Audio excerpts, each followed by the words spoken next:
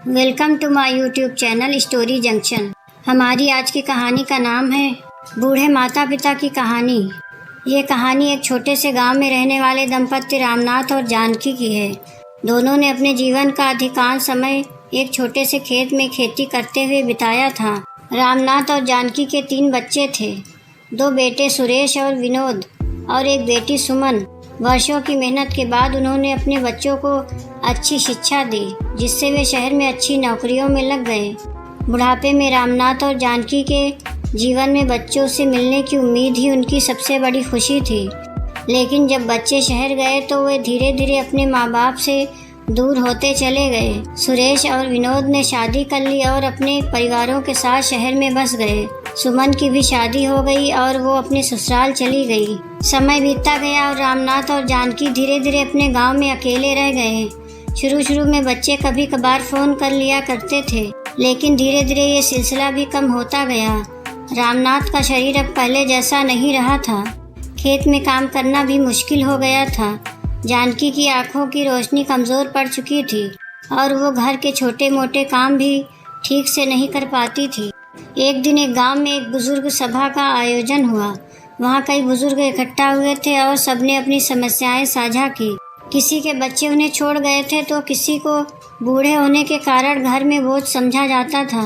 रामनाथ और जानकी ने भी अपनी आपबीती सुनाई, लेकिन वहाँ एक बुजुर्ग महादेव ने एक बात कही जो रामनाथ के दिल की गहराई में उतर गई। महादेव ने कहा, बुढ़ापा उस पेड़ की तरह होता है जो खुद अपने पैरों पर खड़ा रहकर अपने साए में दूसरों को पनाह देता है, पर अगर पेड़ दूसरों की उम्मीद में जिंदा रहे तो वो सूख जाता है। इस बात ने रामनाथ और जानकी को सोचने पर मजबूर कर दिया। उन्होंने अब तय किया कि वे अपने बच्चों की उम्मीद छोड़कर अपनी ज़िंदगी को अपने तरीके से जिएंगे।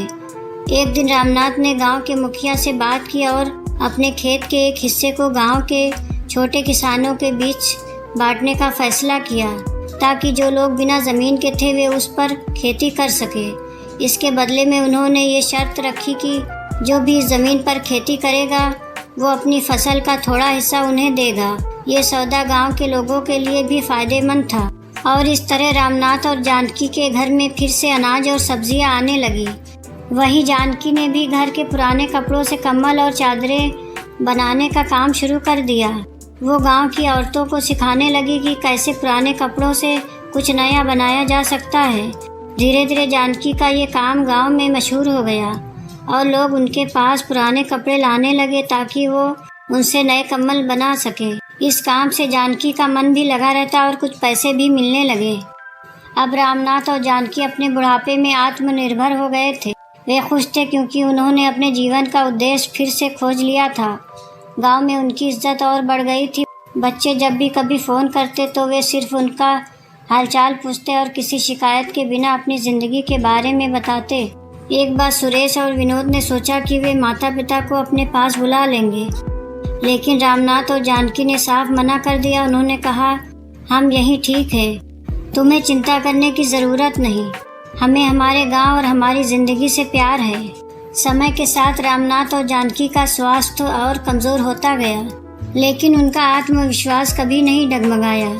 एक दिन जब रामनाथ की तबीयत बहुत ख़राब हो गई तो गांव के लोग इकट्ठा हो गए। डॉक्टर ने बताया कि रामनाथ के बचने की संभावना कम है। जानकी ये सुनकर चुप हो गई, लेकिन उसने अपने आंसू नहीं बहाए। उसने रामनाथ का हाथ पकड़ा और कहा, हमने अपनी ज़िंदगी जी ली है, अब समय आ गया है कि हम इस यात्रा को ख़त्म करें। लेकिन मैं जानती हूँ कि तुम जहाँ भी रहोगे हमेशा मेरे साथ रहोगे। रामनाथ कुछ दिनों बाद इस दुनिया को छोड़कर चले गए। जानकी अकेली रह गई, लेकिन गांव के लोग उसका सहारा बने रहे। रामनाथ की मौत के बाद जानकी ने भी अपनी बाकी ज़िंदगी गांव की औरतों को सिखाने और दूसरों की मदद करने में बिता दी। उसकी आंखों में अब भी वही चमक थी जो रामनाथ के साथ बिताए पलों की यादों से आई थी। जानकी को हमेशा गर्व था कि उसने और रामनाथ ने अपने जीवन के अंतिम दिनों में किसी पर निर्भर न रहकर आत्मसम्मान के साथ जीने का रास्ता चुना। ये कहानी सिर्फ बुजुर्गों की नहीं बल्कि उन सभी की है जो अपनी उम्मीदों को छोड़कर अपनी ज़िंदगी के नए मायने खोजते हैं। जीवन में सबसे बड़ा सुख वही है जब इंसान अपने आप को पहचान ले और दूसरों की मदद करते हुए अपनी खुशियों को तलाश करे। इस तरह रामनाथ और जानकी की कहानी एक उदाहरण बन गई। उम्र चाहे जो भी हो, आत्मनिर्भरता और आत्मसम्मान से बड़ा कोई सुख नहीं। दोस्तों, हमारी आज की कहानी कैसी लगी कमेंट करके ज़रूर बताएं।